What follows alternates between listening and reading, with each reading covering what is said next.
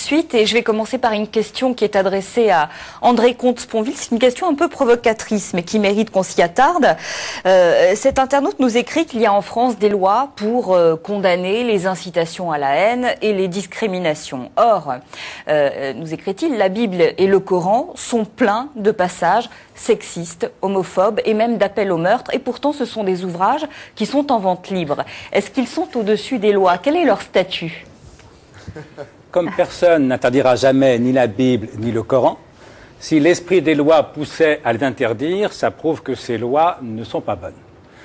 Soyons honnêtes, ne soyons pas hypocrites.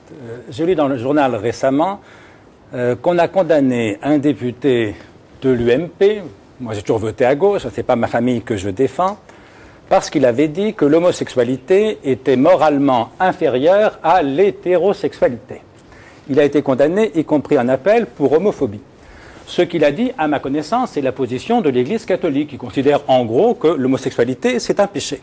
Je trouve un problème, y compris pour la laïcité, qu'en France, on n'ait plus le droit d'être chrétien. Ou musulman, parce que les musulmans pensent aussi d'ailleurs que l'homosexualité est une faute morale. Alors là, on est vraiment dans le politiquement correct. Moi, il se trouve que je pense, au contraire de ce monsieur, que l'homosexualité est moralement parfaitement neutre, au même titre que l'hétérosexualité. Non, ce monsieur s'interroge sur le statut de la Bible et du Coran, c'est pas la même chose. Il dit... on a le droit de ne pas être d'accord avec moi. Donc je pense que les lois doivent respecter la liberté de penser. Et qu'il faut arrêter avec ce que j'appelle cette phobophobie, c'est-à-dire que dès qu'on n'est pas d'accord avec quelqu'un, on est menacé d'un procès.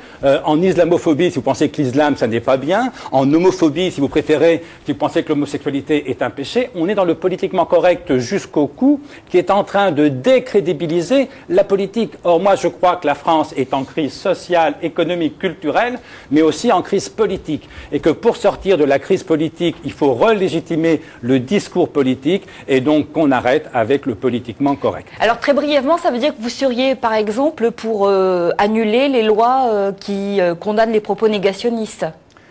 Je ne connais aucun historien sérieux qui soit en faveur de ces lois. Ce n'est pas au Parlement de dire la vérité historique. Mais ce qui est grave en l'occurrence, c'est que, au lieu de renforcer cette vérité historique évidente qu'il y a eu la Shoah, on la fragilise dans la tête de nos enfants. Parce que lorsque les enfants entendent l'instituteur dire « il y a eu des chambres à gaz à Auschwitz », dès lors qu'ils savent que l'instituteur, même s'il pensait le contraire, n'aurait pas le droit de le dire.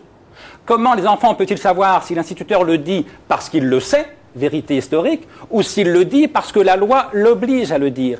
Et c'est ainsi qu'avec les meilleures intentions du monde, évidemment, on fragilise une vérité historique essentielle. Ça n'est pas au Parlement de dire le vrai et le faux, ni en matière d'histoire, ni en matière de morale. Alors justement,